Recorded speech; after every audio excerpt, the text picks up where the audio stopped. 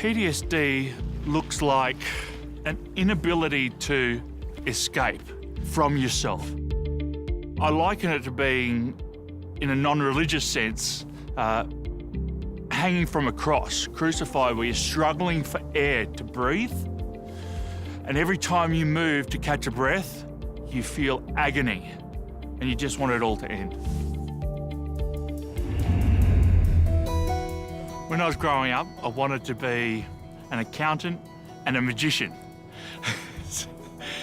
And I just love magic of life, just a young kid dream. And I was very fortunate when I went to East Timor that I had the role as an interpreter and liaison officer, which allowed me to work particularly close with the East Timorese people. Back in 1999, East Timor was a much different place to what it is today. It was a place that was decimated, with buildings collapsed, place was on fire. It really affected me. When I was first diagnosed with PTSD, I thought, right, this is something I can conquer. A couple of years later, my wife found me on the floor in the shower in the fetal position and just crying out for help. All in all, I spent about 12 months in hospital.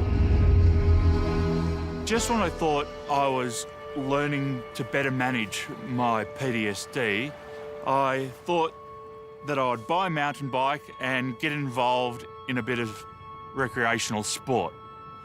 As I was riding down a hill across a creek line, I slipped over the edge of the bridge, went headfirst into a rock, smashed my teeth, ribs, broke my neck in a couple of places and back in a few places.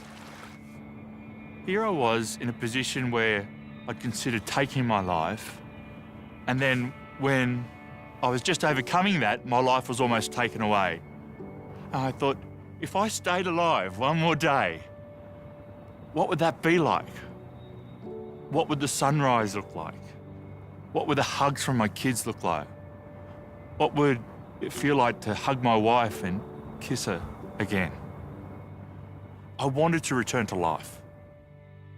So Ben, just bring your arm back up again here for me, mate. Yep. And just back. And just hold there. Yep. And push back against me. Look, Ben's one of the most resilient people that I've ever met. For someone to come from where he's been to the level that he's training for now is just, it's phenomenal. When it was announced that I was selected to be part of the Invictus Games, I just couldn't believe it. It was absolutely amazing. It's about getting there, the work that you've done to get to Invictus, being at Invictus and doing your best there. Whether you get a medal or not, it's not the important thing. It's about getting there. Okay. Absolutely.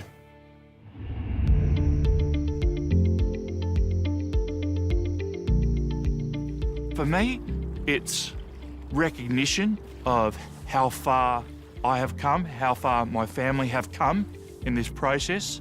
It's recognition of all the veterans and the families out in the community and all the people struggling with disabilities and challenges and wounds in their lives.